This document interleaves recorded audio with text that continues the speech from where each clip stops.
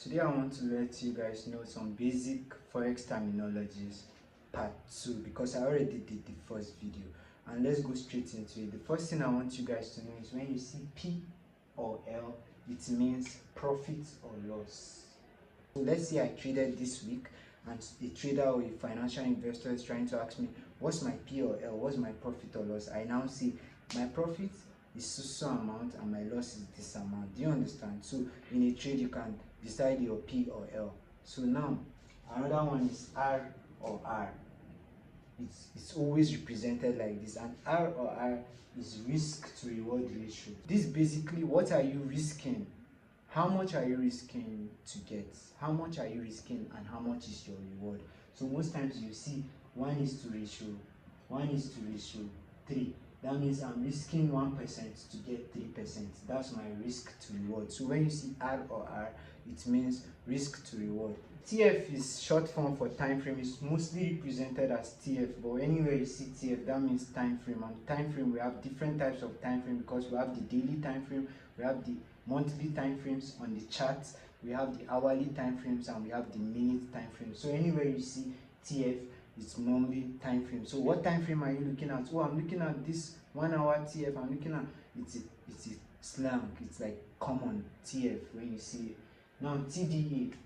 So top down analysis is basically reading a chart from the top time frames down. So if let's say I'm trying to read a chart, I now look at the 1 month chart, then I go to 1 week chart, then I go to 1 day chart, then I go to my 4 hours chart before I decide what is really happening. That's the top down analysis. Do you understand? So TDA stands for top down analysis. Now S and R is support and resistance.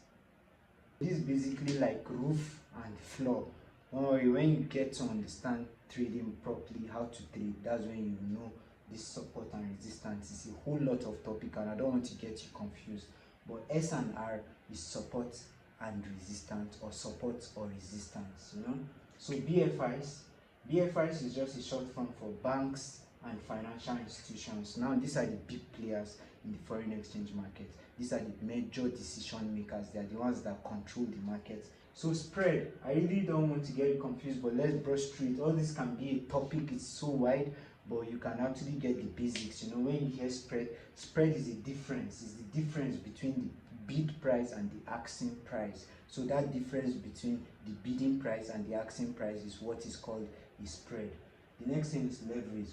Leverage is the borrowed money they give you, your broker gives you for you to be able to trade. So a money that you don't have access to but you are being borrowed, like a virtual money. That's what leverage is. Now MT4 is the short form for MetaTrader 4, and this is a platform. This is a trading platform.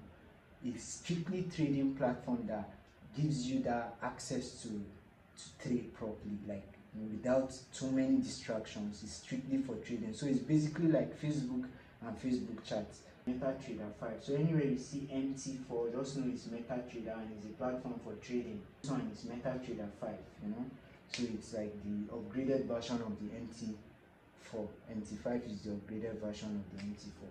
And this one is supply and demand. So anywhere you see S and D, when you see S and D, it's called supply and demand. Now these are my part. This is my part 2 of some basic Forex terminologies. I hope you understand. Let me brush through it. P or L, profit or loss. R or R, risk to reward. TF, time frame. TDA, top down analysis. S and R, support and resistance. BFIs, banks and financial institutions. Spread, difference between asking price and the bidding price. Leverage, you borrowed money for you to trade. MT4, MetaTrader 4, MT5, MetaTrader 5, then S and D, supply and demand. Actually, why I'm doing this video is because when I started trading, these are some things that took me time to understand. So I'm trying to make it easier for amateurs and beginners who don't really understand or are trying to understand this Forex market, or even if you're having plans to come into the Forex market, just know that these are things that you should get familiar with, and so it will make your journey easier.